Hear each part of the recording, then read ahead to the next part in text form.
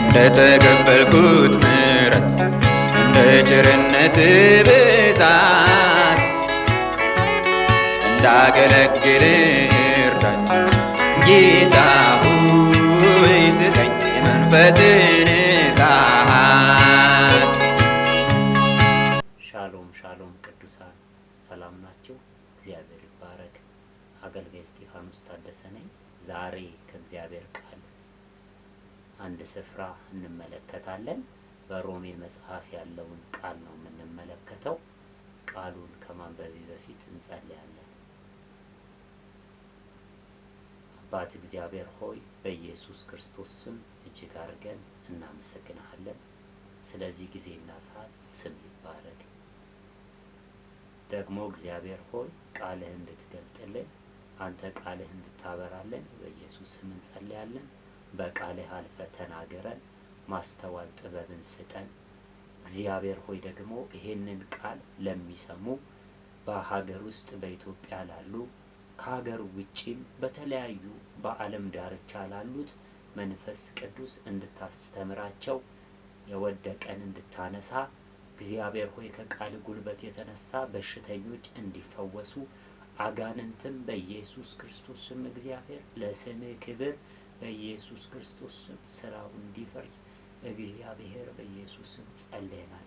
የጨለማውን መንግስት የሚያፈርስ ቃል ስለሆነ ይህ ቃል በኢየሱስ ስም እናመሰግናለን። አሜን። በጌታ በኢየሱስ ስም አነበዋለሁ። እንደዚህ ይላል ሮሜ ምዕራፍ 1 ከቁጥር 16 እስከ ቁጥር 17 ያለውን ቃል በጌታ በኢየሱስ ስም አነባለሁ። እንደዚህ ይላል። በወንጌል አላፍርምና አስቀድሞ ለአይሁዳዊ ደግሞም ለግሪክ ሰው ለሚያምኑ ሁሉ የእግዚአብሔር ኃይል ለማዳን ነውና። ቁጥር 17 ጻድቅ በእምነት ይኖራል ተብሎ እንደተጻፈ የእግዚአብሔር ጽድቅ ከእምነት ወደ እምነት በእርሱ ይገለጣልና ይላል። የእግዚአብሔር ጽድቅ ከእምነት ወደ እምነት በእርሱ ይገለጣልና ብሎ ቁጥር 17 ላይ ይናገራል። እንግዲህ ሮሜ ምዕራፍ 1 ከቁጥር 1 እስከ ቁጥር 7 ስንመለከት ሐዋርያው ጳውሎስ ለሮሜ ምዕመናን ወይም ለሮሜ ቅዱሳን ሰላምታ ሲያቀርብላቸው እንመለከታለንና ይሄንን ደግሞ የሚያቀርበው ሰላምታ ረጅም የሆነ ሰላምታ ነው። ረጅም በሆነ ሰላምታ የሮሜን ቅዱሳን ሰላምታ ሲያቀርብ ሲተዋወቅ እንመለከታለን። ይሄ ለምንድነው ብለን ስንል በሮሜ ያለችው ቤተክርስቲያን ማን እንደመሰረታት አይታወቅም ነበር። ስለዚህ ሐዋርያው ጳውሎስ ምናልባት እቺ ቤተክርስቲያን የተመሰረተችው እንግዲህ እንደምናውቀው በስደቱ ዘመን በሐዋርያት ሥራ መጽሐፍ ላይ እንመለከታለን። ምዕራፍ 2 ላይ ያ መንፈስ ቅዱስ ወረደ የሚለው ቃል በሐዋርያት ሥራ ምዕራፍ 2 እንደምንመለከተው መንፈስ ቅዱስ ወረደባቸው ይልና ከወረደ በኋላ ስደት ጀምሯል። በሐዋርያቶች ላይ ስደት ጀመረና በሚሰደዱበት ሀገር ሙሉ ተበትነው ነበር ቅዱሳን። በተበተኑበት ስፍራ ሁሉ ወንጌል እየሰበኩ ወንጌልን እየሰሩ ክርስቶስን እየተናገሩ ይዞሩ ነበር። በሚሄዱበት ዳርቻ ሁሉ ወንጌልን ኢየሱስን ይሰብኩ ነበር። ስለዚህ ምናልባት በዛ በስደቱ ጊዜ ወደ ሮም ወደ ሀገራቸው የተመለሱ ሰዎች ወንጌል በሐዋርያት ሥራ ምዕራፍ 2 ላይ ያገኛቸው ሰዎች ወንጌልን የተቀበሉ ክርስቶስን የተቀበሉ ሰዎች ወደ ሀገራቸው በሚመለሱ ጊዜ ወንጌልን ምናልባት ይዘው ገብተው ሊሆን ይችላል እና እነሱ ሳይሆኑ አይቀሩም በሮሜ ያለችውን ቤተክርስቲያን የመሰረተችው የሚል እሳቤ አለ። ምናልባትም ሊሆን ይችላል በስደቱ ጊዜ በተለያየ አይነት አቅጣጫ ከተለያየ ሀገር የመጡ ሰዎች ወደ ገዛ ወገኖቻቸው ስለተመለሱ በዛ ጊዜ ደግሞ ወንጌል እንደገባ እንደ ምሳሌ የሚወሰደው እውነት ሊሆን ይችላል ብዬ እኔም አምናለሁ። ዋናው ግን ዛሬ የምናገርበት የመልእክቴ ርዕስ ወንጌል ስለ ኢየሱስ ነው። በሌሎች የመጽሐፍ ቅዱስ ክፍል መመልከት እንችላለን። በማርቆስ ወንጌል ምዕራፍ 8 ቁጥር 38 ላይ ምን ይላል? እናንብብ። በዚህም በዘማዊና በኃጢአተኛው ትውልድ መካከል በእኔና በቃሌ የሚያፍር ሁሉ የሰው ልጅ ደግሞ በአባቱ ክብር ከቅዱሳን መላእክት ጋር በመጣ ጊዜ በእርሱ ያፍርበታል ይላል። በእኔ የሚያፍር፣ በወንጌል የሚያፍር፣ በልጁ በኢየሱስ ክርስቶስ የሚያፍር እግዚአብሔር ደግሞ በእሱ እንደሚያፍር አባቴ በእሱ ደግሞ ያፍርበታል እያለ ይናገራል። ኢየሱስ ክርስቶስ እንግዲህ መምጣቱ አይቀርም፣ በክብር መምጣቱ አይቀርም። የመጨረሻው ዘመን መሆኑ አይቀርም። የመጨረሻው ጊዜ አለ። በዛ በመጨረሻው ጊዜ በቃሉ ስላላመነ በቃሉ ስላፈረ እኔ ደግሞ በመጣው ጊዜ በእሱ ምን እላለሁ? አፍርበታለሁ። ስለዚህ ቅዱሳን ስለ ልጁ ስለ ኢየሱስ ክርስቶስ ማንኛውም አይነት ነገር መከራ ቢሆን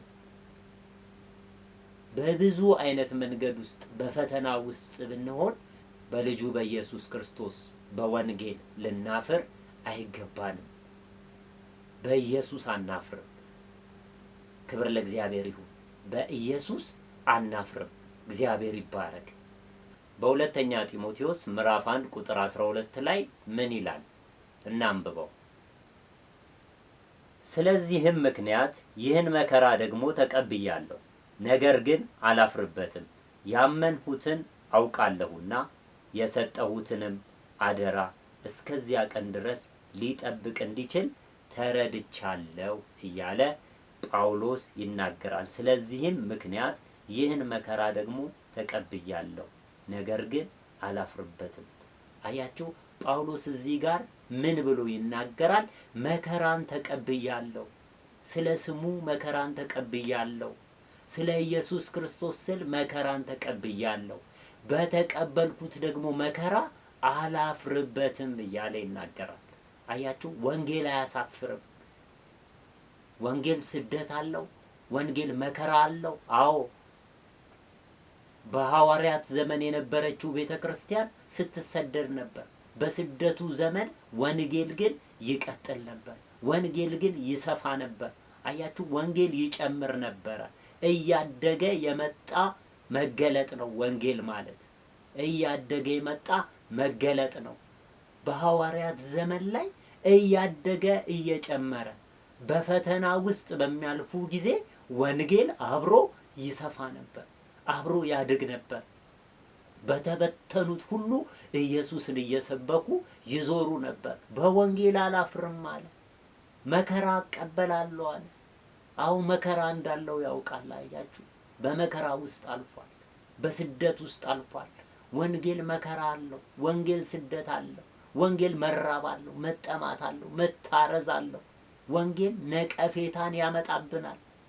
ስለ ልጁ ስለ ኢየሱስ ክርስቶስ ቢሆን ግን መነቀፍ እንኳን ለኔ መልካም ነው ብሎ ሐዋርያው ጳውሎስ እንደ ክብር አክሊል አይቶት ነቀፌታ ሲያደርጉበት እኔ የክብር አክሊል አለኝ ይል ነበር። ነቀፌታውን ሳይሆን አክሊሉን ያስብ ነበር።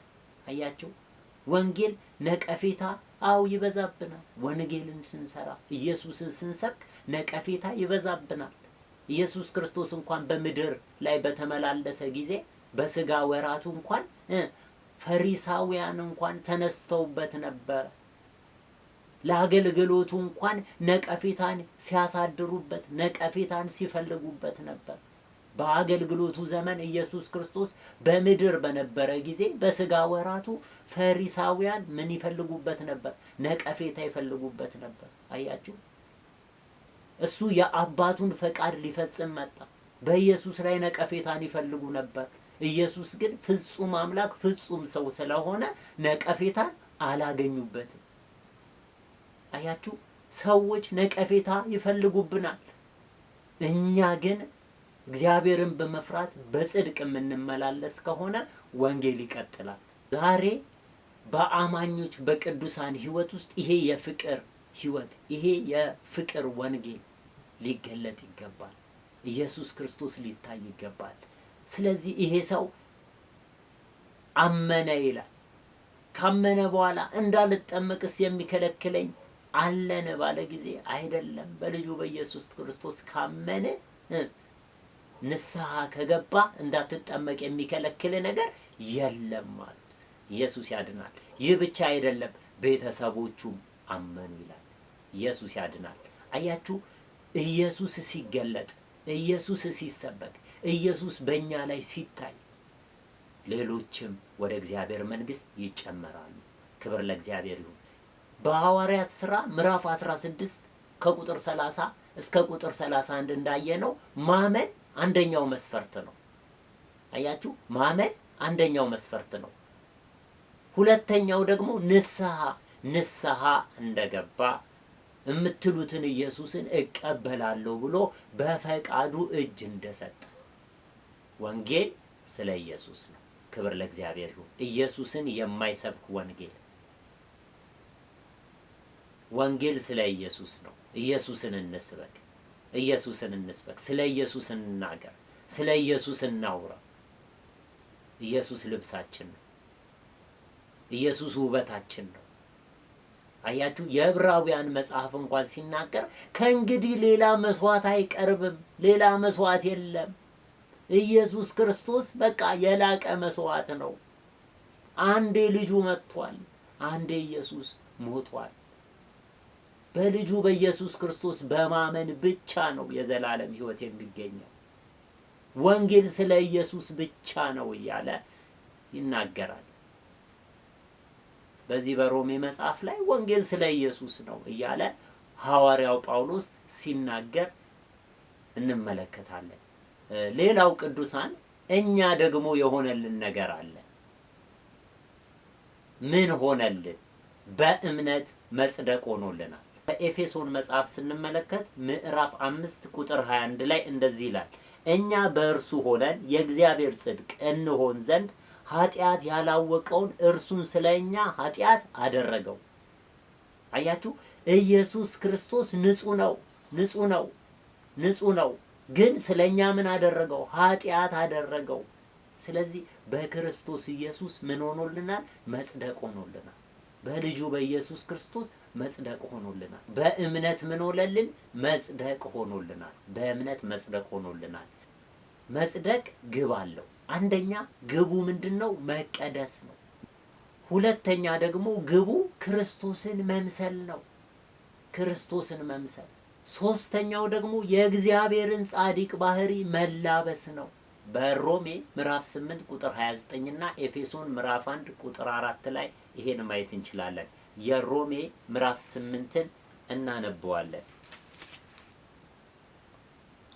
ልጁ በብዙ ወንድሞች መካከል በኩር ይሆን ዘንድ አስቀድሞ ያወቃቸው የልጁን መልክ እንዲመስሉ አስቀድሞ ደግሞ ወስኗልና።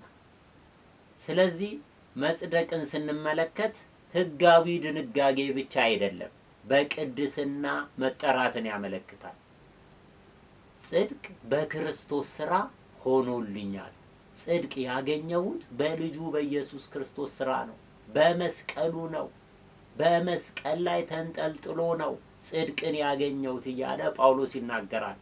ምክንያቱም በአይሁድ እንደምንመለከተው በእንጨት ላይ የሚሰቀል ምንድን ነው? እርጉም ነው፣ የተረገመ ነው ይላል። ኢየሱስ ክርስቶስ አያችሁ ስለኛ እርግማን ሆነ፣ የተረገመ ሆነ፣ እርግማን ሆነ። በእንጨት ላይ የሚሰቀል በአይሁድ ባህል እንግዲህ የተረገመ ነው፣ እርጉም ነው ይላል። የተረገመ ነው። ኢየሱስ ክርስቶስ ስለኛ እርግማን ሆነ፣ ስለ ኃጢአታችን ስለ በደላችን እርግማን ሆነ። በመስቀል ላይ ተሰቀለ፣ ተንጠለጠለ። አያችሁ ኢየሱስ ሰውን ሁሉ ይወዳል። ክብር ለእግዚአብሔር ይሁን። ለዚህ ነው ወንጌል ስለ ልጁ ስለ ኢየሱስ ክርስቶስ ነው። የምንለው። ክብር ለእግዚአብሔር ይሁን። ወንጌል ስለማን ነው? ስለ ኢየሱስ ነው። ክብር ለእግዚአብሔር ይሁን። የረዳን ጌታ ይባረክ። ኢየሱስ ያድናል። ተባረኩ። እንጸልያለን። አባት እግዚአብሔር ሆይ በጌታ በኢየሱስ ስም ይባረክ። ጌታ ሆይ በቃልህ ስለተናገርከን ወንጌል ስላንተ ነው። ደግሞ በሰጠህን ዘመን አንተን እንድንሰብክ በኢየሱስ ስም እንድትረዳን እንጸልያለን። ይሄንን እግዚአብሔር ሆይ ቃል የሚከታተሉ ይሄን ሚዲያ የሚከታተሉ በጌታ በኢየሱስ ክርስቶስ ስም ነፃ እንዲወጡ በብሉይ ኪዳን ዘመን ሰዎች በአካላዊ ነፃ መውጣት በፈውስ ወደ እግዚአብሔር ይቀርቡ ነበር። ደግሞ በአዲስ ኪዳን በልጁ በኢየሱስ ክርስቶስ በተገለጠው መንፈሳዊ ስጦታ በዛ በጸጋው ልክ ደግሞ ሰዎች ወደ ክርስቶስ ይቀርቡ ነበር። ዛሬ በኢየሱስ ስም እጸልያለሁ። ከዚህ ቃል የተነሳ በዓለም ዳርቻ ያሉ ሕዝብ በኢየሱስ ክርስቶስ ስም እኔ እጸልያለሁ። አካላዊ ነፃ መውጣት ለሚያስፈልጋቸው ወንጌል ይፈውሳል። ትላንትና ይህ ወንጌል ይህ የኢየሱስ ስም በቤተ መቅደስ ደጅ የተቀመጠውን አንካሳ ሽባውን ፈውሷል። በጌታ በኢየሱስ ስም ከአካላዊ በሽታ እስራት ላይ ላሉ ነፃ እንዲወጡ ከዚህ ቃል የተነሳ ይሄ እንዲሆን ይሄን ሚዲያ ይሄን ስክሪን በሚመለከቱ ጊዜ በኢየሱስ ክርስቶስ ስም እግዚአብሔር ፈውስ እንዲሆን ስጋዊ ፈውስ እንዲሆን መንፈሳዊ ነፃ መውጣት እንዲሆን በኢየሱስ ክርስቶስ ስም ጸልያለሁ። ማጂካቡ ሰፕራላዲ ካቡርዳኒያ በጌታ በኢየሱስ ስም ያንተ ክብር በዚህ ቃል ስለተገለጠ እግዚአብሔር ሆይ በኢየሱስ ክርስቶስ ስም ሕዝብህን ደግሞ ስለምታድን ስለምታስመልጥ ተግባሩ እግዚአብሔር ያንተ ቃል በኢየሱስ ክርስቶስ ስም ያንተ ፈቃድ ያንተ ሐሳብ ያንተ ቃል በኢየሱስ ክርስቶስ ስም በዓለም ዳርቻ ሁሉ እየጨመረ እንዲሄድ በኢየሱስ ስም እኔ ጸልያለሁ። አንተ በምድር ዳርቻ ሁሉ በኢየሱስ ስም እንድትልቅ እንድትገን በጌታ በኢየሱስ ስም እጸልያለሁ። ትውልድ ሕዝብ ሁሉ ስለ አንተ በኢየሱስ ስም እንዲያወራ ዓለም ስለ አንተ እንዲያወራ በኢየሱስ ክርስቶስ ስም ሕዝብህን እንድትረዳው እኔ ጸልያለሁ። ደግሞ እንጸልያለን ለምድራችን ለኢትዮጵያ ምህረትን እንድታደርግ በጌታ በኢየሱስ ስም እንጸልያለሁ። ምህረትን ስላደረግ ስም ይባረክ። አሜን። በኢየሱስ ስም እግዚአብሔር ይባረክ። እግዚአብሔር ረድቶን ዛሬ የእግዚአብሔርን ቃል በሮሜ መጽሐፍ ላይ ያለውን ምዕራፍ 1 ከቁጥር 16 እስከ ቁጥር 17 መነሻ በማድረግ ወንጌል ስለ ኢየሱስ ነው በሚል ርዕስ በተለያዩ መጽሐፍ ቅዱሳዊ ክፍሎች ተመልክተናል። የረዳን እግዚአብሔር ይባረክ። እግዚአብሔር ይባርካቸው። ሻሎም